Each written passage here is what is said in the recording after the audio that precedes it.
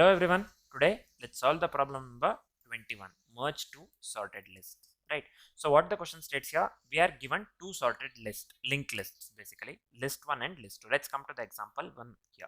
You can clearly see we have been given two linked lists, list 1 and list 2 here. Right.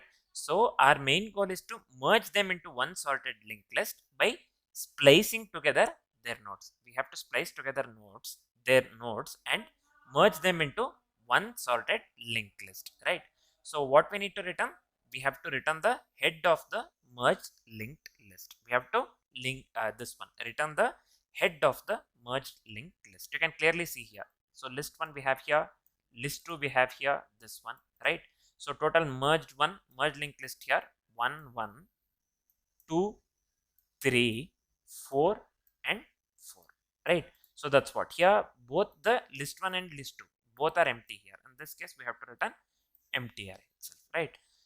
So in the third case we have empty list here, this one empty array, and we have list 2 with only one element 0 here. In this case when we merge we get the output 0 in this case, right? So that's what they have clearly shown here. I hope the question is completely clear and what we need to do is completely clear as well, right?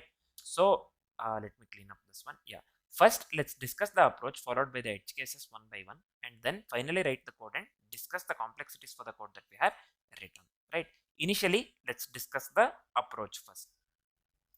So first thing we need to note down here is we are going with the iterative approach or iterative two-pointer merge, right? So we'll be going with the iterative approach, right? So I have considered the same example, the first example that they have given in the question, right? So we have already discussed this one. List 1 consists of the elements 1 to 4 and list 2 consists of the elements 1 3 4. When we merge this one we get 1 1 2 3 4 4, right? So 1 1 2 3 4 4. That's what the output that we got here, right? So let's see the step by step execution here. So the first part here is, so I have considered the same first example as I have said here. This is fine. So first what we'll do in the first step, we will compare nothing but 1 from the list 1 from the list 1 and 1 from the list 2. We will compare 1 from the list 1 and we will compare 1 from the list 2, and we will append 1, nothing but I am speaking of this one, list 1. We will append this one from the list 1 and we will move the list 1 forward. Means we will move the list 1 forward, right? So this is fine. We will compare 2 from the list 1. This one I am speaking of. We will compare 2 from the list 1 and 1 from the list 2, right? So we'll compare this one, 2 from the list 1 and 1 from the list 2. This one, sorry, 1 from the list 2 means this one, right? So the previous one, not the 3, basically 1 from the list 2. We will append 1. So this time we will append 1. First what we did, we compared 1 from the list 1 and 1 from the list 2 and we appended only the first element. Next, this one we appended 1 from the list 1 and then we moved the list 1 forward, right? Now we are comparing 2 from the list 1, the next element that is present, and 1 from the list 2. This time we are appending 1. So this will be 1 1, right? So we are appending 1 from the list 2 and we are moving the list 2 forward here. We are moving the list 2 forward. The next step here, in this case, we will compare 2 from the list 1. This one I am speaking of. 2 from the list 1. This one. And 3 from the list 2. So we are comparing. So in this case, we are comparing 2 from the list 1 and 3 from the list 2. This one. Now 3. Right? 3 from the list 2. Now we will append the 2 from the list 1. This will be 1 1 2. So now we will append 2 from the list 1 and move the list 1 forward. This is fine. This is easy to understand, right? Next step you would have already guessed. So we will compare 4 from the list 1. So 4 from the list 1 means this one. We will compare 4 from the list 1 and 3 from the list 2. And we'll compare 3 from the list 2. This time we will, quite obviously, we will be appending 3 from the list 2. We will append 3 from the list 2 and we will move the list 2 forward. So this will be now this one, 3, right? So we have appended 3 in this case. So let's move on with the next step here. So next step is, you would have already guessed, compare 4 from the list 1 and 4 from the list 2 here. So just give me a second here. Let me make this one correct here. 4 from the list 1 and 4 from the list 2, and we will append this 4. We will append this 4, right? So append this 4. So we will append 4 from the list 1 and move list 1 forward. Now the list will be 1 1 2 3 4, right? Now the list will be 1 1 2 3 4. The last step is list 1 now null. List 1 is now null, right? So here the final element here is 4. So we are comparing this one with the 4, right? Next, we don't have any element here. So the list 1 will be null in this case. So list 1 becomes null, and only remaining element here in the list 2 is 4. Only remaining element in the list 2 is 4. We will append the list 4 from the list 2, right? So we will append the remaining list 2, nothing but 4 in this case, element 4, right? That's it. The final output that we got here is 1 1 2 3 4 4. 1 1 2 3 4 4 in this case. You can clearly see here. So the final output that we got here is 1 1 2 3 4 4. This is equivalent to the output that they have given for the example 1, right? That they have given for the example 1 in the question. 1 1 2 3 4 4. So the approach works absolutely correct in this case. Now we are completely familiar with the approach. As we are familiar with the approach, let's discuss the edge cases very quickly, right? So the first edge case here is both lists are empty. So here you can clearly see list 1 doesn't contain any element, list 2 doesn't contain any element, right? So the output here is empty array. So empty list or the empty array here you can clearly see, because we don't have any element, right, to merge here in this case. So here we have to return the empty array. Both lists are empty, so we will return an empty list in this case. Next edge case here is one list is empty. So here in this case you can clearly see list 1 is empty, list 2 consists of one element, nothing but 0. We have already seen this example, right? So we are appending 0 in this case. So the output will be 0, right? So list 1 is empty, we will return list 2 as it is, right? So this one as output. This is fine. So let's move on with the third edge case here. We have already seen the first edge case and the second edge case. Let's move on with the third edge case here. List 1, lists of different lengths. Means here this list consists of is having the length 3. This list is having the length 2 here in this case. So we have the element 1 2 3 here. List 2 consists of 2 elements 4 and 5 here in this case. When we merge, we get the output 1 2 3 4 5. Quite obviously, right? 1 2 3 4 5. So the output is 1 2 3 4 5 in this case, right?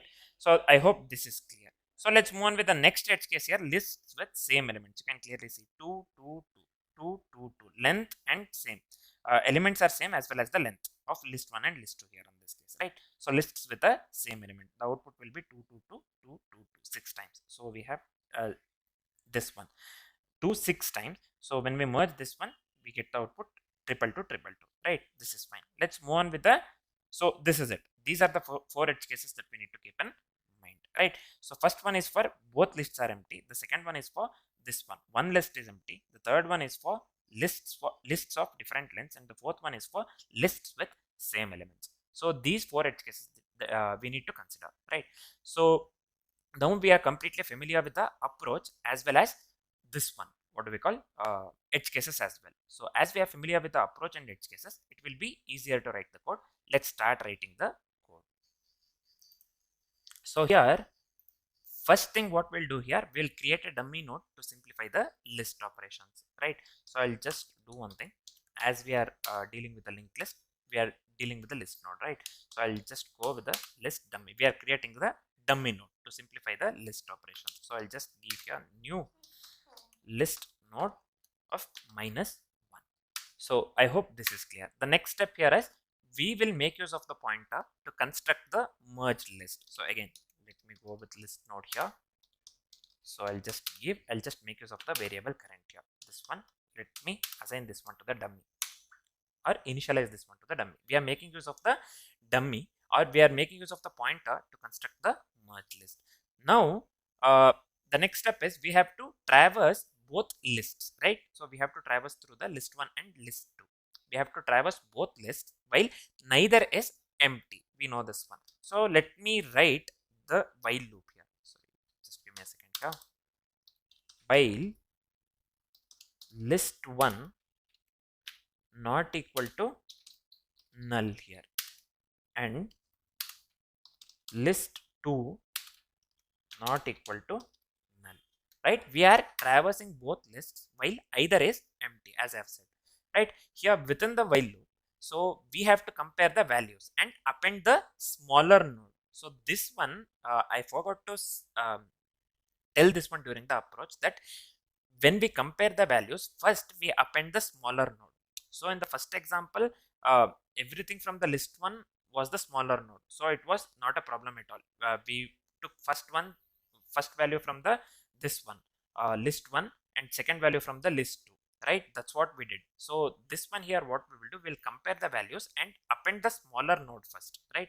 So for that one, how can I articulate that one in the form of code? Here I'll just write the simple if condition, list 1 dot val here less than or equal to list 2 dot val here. In this case, what I'll do, current dot next, I'll just assign this one to the list 1. Then finally we have to move to the next node in list 1, right? So for that one, I'll just give here list 1 equals list 1 dot next. This is fine. So else what we will do, we have to move the next node in the list 2, right?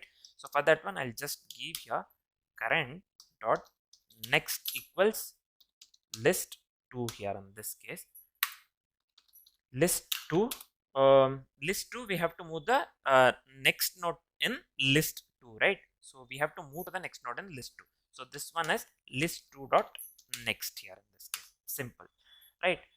So next step here is we have to move the current pointer forward as well, every step. So I'll just give here current equals current dot next. So this is fine. So let's move on with the final step here. If any list is remaining, so if any list, sorry, not list. So if any list is remaining, then we have to append it directly. We saw this one during the last step in the first example, right? So current pointer was null in the list 1. So only 4 was left. This one I'm speaking of during the approach. Only 4 was left at the end. So we appended 4 at the last, if you remember. That's what. If any list is remaining, we will append it directly. So in this case, that one we have to articulate this one in the form of code. I'll just give here in this case current dot next here. In this case, this one equals list 1 not equal to null, right? If it's true, then list 1, else display list. I mean, else will display the node from list 2, right? We'll take the node from, or we'll append the node from list 2. This is fine. So final step here is we have to return the merge list. Obviously, we have to return the merge list, right? Nothing but here we will skip the dummy node. We have considered the dummy node. We'll skip the dummy node and we will return the merged list. In this case, return dummy dot next, right? So we are skipping the dummy node here.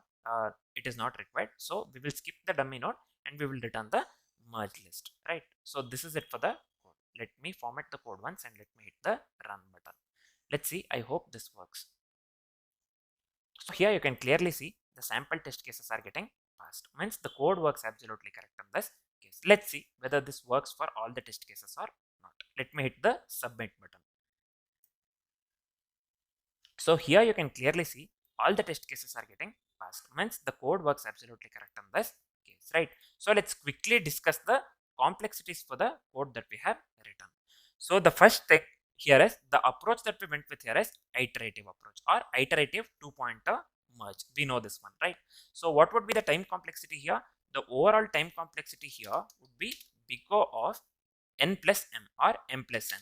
However, you can write this one n plus m because we are traversing or we traverse both lists exactly once, right? Where n and m are nothing but lengths of list 1 and list 2.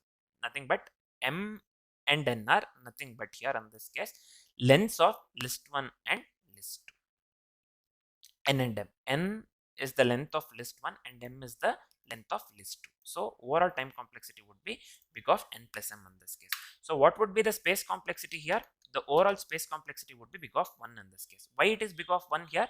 Because we are just making use of few pointers, right? So we are just making use of the few pointers and we are modifying the existing linked list in place. Means we are modifying in place. This one we know. We are modifying in place and we are making use of only few pointers which doesn't require extra space, right? So that is the reason the overall space complexity here is big of 1. Simple to understand, right? So time complexity here is big of n plus m and the space complexity is big of 1 for the code that we have written, right? So I hope the complexities are clear and I hope whatever the code that we have written is completely clear as well. For now, this is it. Thanks for watching, guys.